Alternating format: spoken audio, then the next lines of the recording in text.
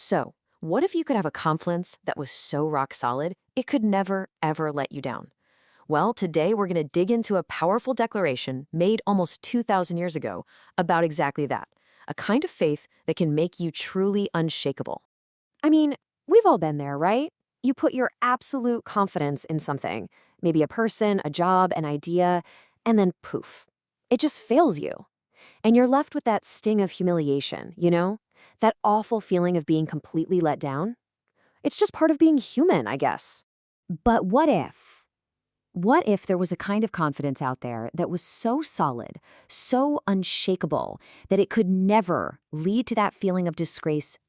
That's exactly the kind of confidence we're going to unpack today. And it all comes from this incredibly bold statement written by a man right in the heart of the ancient Roman Empire. So the man who wrote this was named Paul. He was an apostle, and he was writing a letter to believers living right there in Rome. And in this letter, he makes what is seriously one of the boldest declarations you'll ever read. And here it is. He says, "For I am not ashamed of the gospel." Just let that sink in for a second. He's in a culture that often mocked and persecuted his beliefs, and yet he stands totally firm. He's not just saying, "Oh, I'm not embarrassed." No. He is saying something so much deeper than that.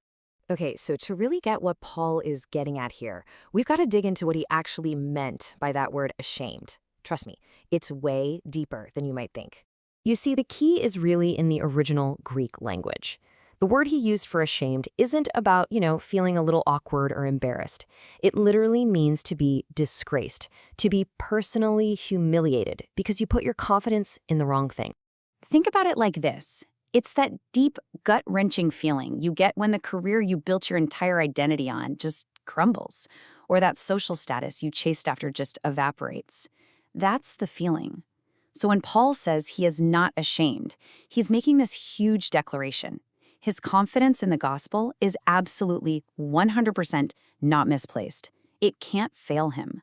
And this is precisely why he was so certain. You see, for Paul, the gospel wasn't just some nice idea or a philosophy. It was the literal power of God. His confidence wasn't in his own abilities or anything like that, but in a divine source that he knew could not and would not fail. His trust wasn't just strong, it was placed in the right thing. All right, so what does all this mean for us, right here, right now?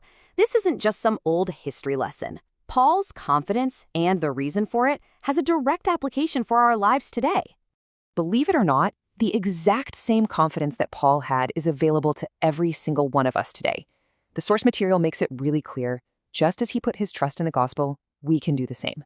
And that connection is so solid because the message itself is absolutely timeless. Truth doesn't have an expiration date, right? The offer of salvation is still open, and that incredible promise that anyone who believes will never be put to shame is just as true for you and me as it was for the people reading Paul's letter back then. But hold on, there's another really important layer to all of this. Being unashamed isn't just a feeling you have or a statement you make. According to the source, it is something you live out. And this is so crucial. Your actions, how you actually live your life, are the real evidence of your confidence.